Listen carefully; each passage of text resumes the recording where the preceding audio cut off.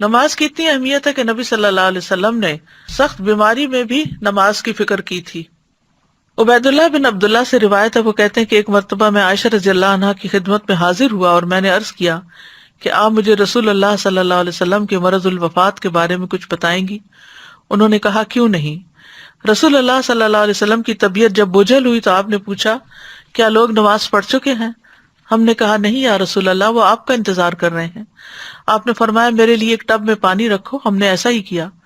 آپ نے غسل کیا اور جانے کے لیے کھڑے ہونے ہی لگے تھے کہ آپ پہ بے ہوشی طاری ہو گئی۔ جب افاقہ ہوا پھر یہی سوال پوچھا کیا لوگ نماز پڑھ چکے ہیں؟ ہم نے کہا نہیں یا رسول اللہ، وہ آپ کا انتظار کر رہے ہیں۔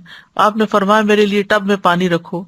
آپ نہا کر جانے کے لیے کھڑے ہی ہونے لگے تھے کہ آپ پہ بے ہوشی طاری ہو گئی۔ حضرت عائشہ کہتی ہیں کہ لوگ نماز عشاء کے لیے مسجد میں بیٹھے آپ کا انتظار کر رہے تھے تو آپ نے ابو بکر کے پاس یہ پیغام بھیجا کہ آپ لوگوں کو نماز پڑھا دیں۔ چنانچہ ان دنوں میں ابو بکر لوگوں کو نماز پڑھاتے رہے۔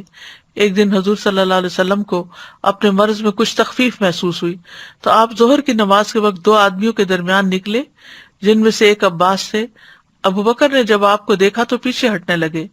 آپ نے انہیں اشارہ کیا کہ پیچھے نہ ہٹیں اور اپنے ساتھ آنے والے ساتھیوں کو حکم دیا تو انہوں نے آپ صلی اللہ علیہ وسلم کو ابو بکر کے پہلو میں بٹھا دیا۔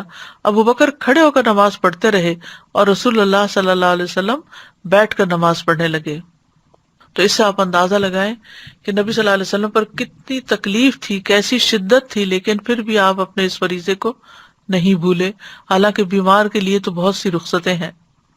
حضرت علی کہتے ہیں کہ رسول اللہ صلی اللہ علیہ وسلم کا آخری کلام تھا الصلاۃ الصلاۃ اتقوا اللہ فیما ملکت ایمانکم، نماز کی حفاظت کرو، نماز کی حفاظت کرو اور اپنے غلاموں کے بارے میں اللہ سے ڈرو۔ نبی صلی اللہ علیہ وسلم کی آخری وصیت بھی تھی